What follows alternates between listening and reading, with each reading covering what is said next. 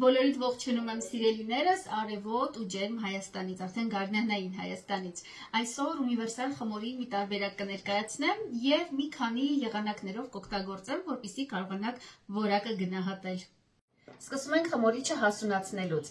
Գոլ ջուր ենք վերցնում 200 մլ։ Ջերմաստիճանը մեր մարմնի ջերմաստիճանին մոտ պետք է լինի։ 1 ճաշի գդալ խմորիչ 11 գրամ է։ Եվ 1 ճաշի գդալ շաքարավազ։ Նաև 3-ից 4 ճաշի գտալ ալյուր։ Լավ խառնում ենք, հետո ծածկում ենք ոչ հերմետիկ ու թողնում ենք մինչև լավ փրփուր կառաջանա։ Խմորիչն արդեն լավ հասունացել է։ Ավելացնում ենք 250 մլ գոլ կաթ, ինչպես որ ջուրն է, նույն ջերմաստիճանի։ Ժողովուրդ կարելի է հանգիստ փոխարինել ջրով, երկուսն էլ հրաշալի է ստացվում։ Ուղղակի կաթով մի քիչ կառուցվածքն ավելի նուրբ է։ 2 ձու 100 մլ բուսայուղ,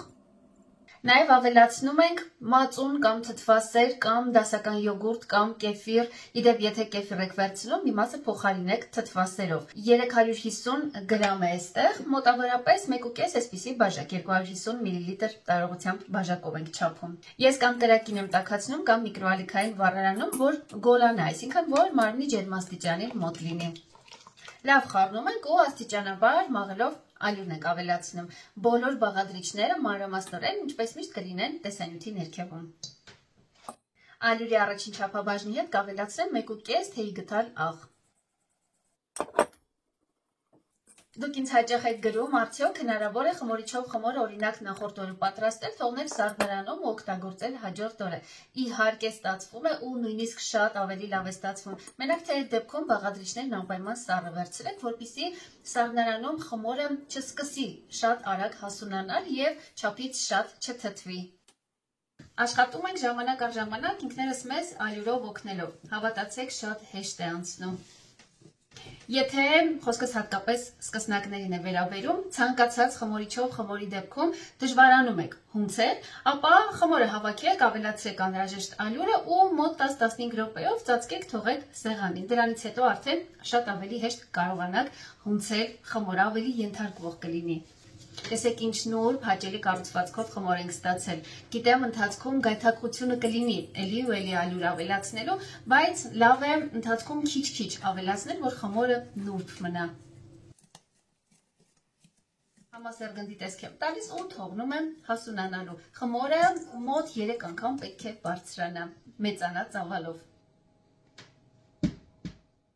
Ես կվերցնեմ պահածոյացված լոլիկներ, այստեղ կեղևահանարված, շատ սովորական լոլիկներ են, ում հետաքրքիր է ալիքում տեսանյութը կա։ Եվ ավելորդ հեղուկից ենք ազատվելու, կամ քամիչի մեջ ենք դատարկում, կամ միջից ուղղակի լոլիկներն ենք դուրս բերում, կամ կախված սեզոնից կարող եք թարմ լոլիկներ վերցնել ու կեղևը հեռացնել։ Հիմա այստեղ ավելացնում ենք աղ, շաքարավազ, համ ընթացքում ստուգեք եւ կարգավորեք, քանակը աչքաչափով է, եւ բուսայուղ։ Ես ձիթապտղի յուղ կօգտագործեմ, ձիթապտղի ձեթ։ Այստեղ համեմված է, նախապատրաստում եմ սովորաբար պահում եմ աղցանների համար, եւ համեմունք կա այստեղ եւ մի քիչ սխտոր։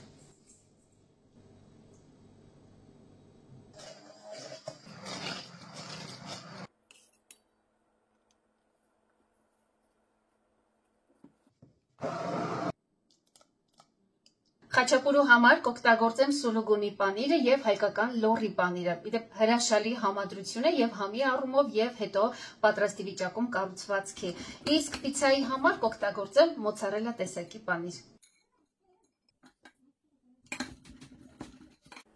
Անցավ մոտավորապես 1 ժամ։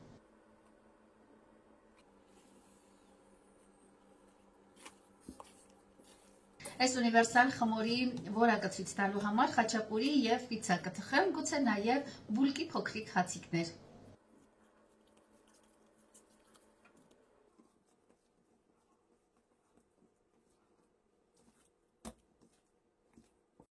Հեշտ աշխատելու համար ամեն դեպքում մի քիչ կամ ալյուր եմ օգտագործում կամ բուսայուղ։ Խմորը մասերի եմ բաժանել, մեծերը կլինեն խաչապուրու եւ պիցայի համար, իսկ փոքրերը բուլկիների համար, հացիկներ ենք պատրաստելու։ Ում հետաքրքիր է մի քանի բառ գնդելու հետ կապված, քանի որ դա ոչ միայն տեսքի, այլ նաև որակի հետ կապ ունի։ Տեսեք, հիմնական սկզբունքը ինչ ենք անում։ Աշխատում ենք վերևից եզրերը այսպես իջեցնել ու հավաքել, ծալել տակի հատվածում, որպեսզի այս վերևի մասում խմորը լինի ձգված ու հարթ։ Հենց ստացանք որոշակի ձգվածություն, դուք ձեռքի մեջ դա հաստատ կզգաք։ Անմիջապես սկսում ենք ներքևում այս մասերը, եզրերը իրար միացնել կամ ափի կողային մասով, այս շարժումով, կամ մատով։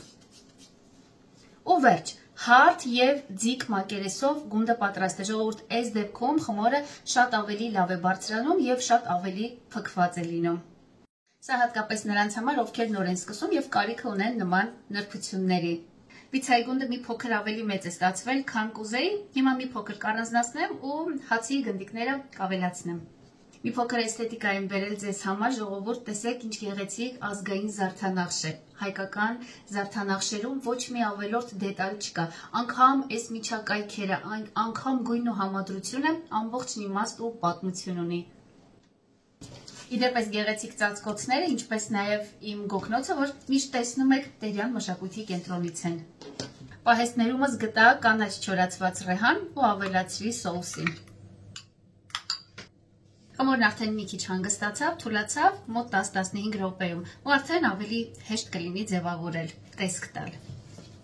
Ես մի քիչ կթողնեմ եզրերում ավելի հաստ, որպեսզի նախ պանիրը չհոսի հալվելուց, բացի դրանից, որ ներսում լավ երևա, ինչ կառուցվածք ունի ու որքան լավ է խմորը բարձրանում։ Ժողովուրդ ջան, ևս մեկ անգամ հիշեցնեմ, որ պիցցայի դասական խմոր չէ, դասական տարբերակ չէ։ Ուղղակի այս տարբերակով ուզում եմ ցույց տալ, թե որքան ունիվերսալ է այս խմորը եւ որքան հաջող արդյունք է ստացվում, ինչ էլ պատրաստեք։ Առաջին պիցցան արդեն պատրաստ է։ Երկրորդն եմ թխում։ Իդեպ սա ձիթապտղով է։ Տեսեք, թվում է եզրերը հաստ են, բայց ներսում գրեթե ամբողջությամբ օդից է բաղկացած։ Սկզբում լոլիկը մոռացել էի, ընթացքում բացել ու ավելացրել եմ։ Մի տեսակ առանց լոլիկի պիցցան չենք պատկերացնում։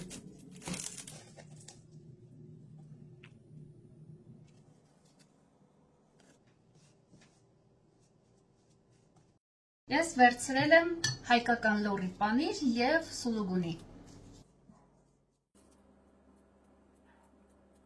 Ես պանիրը սուլուգունին նաև վերևի համար էի նախապես քերել ու պատրաստել, խոհանոցում այնքան տաք է, որ հալվել է արդեն։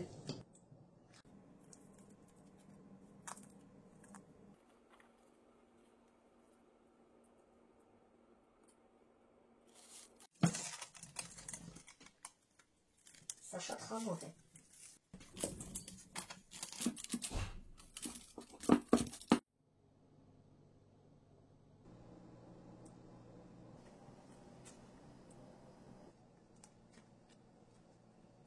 Ահա եւ վերջ ժողովուրդ ավարտեցի։ Ասեմ, որ ճիշտ է խմորիչով խմորներ անչափ շատ եմ սիրում, բայց չարչարանքը նկարահանելից շատ է, քանի որ մեկը նկարահանում ես, մյուսը ջեռուցում արդեն պատրաստ է, երրորդը արդեն հասունացել է ու չափից շատ կարող է հասունանալ ու փչանալ, ժամանակ է հարկավոր, որ արագ հասցնենք։ Մի խոսքով, կարծում եմ, այդքանով հանդերձ ամեն ինչ հաջողեցի։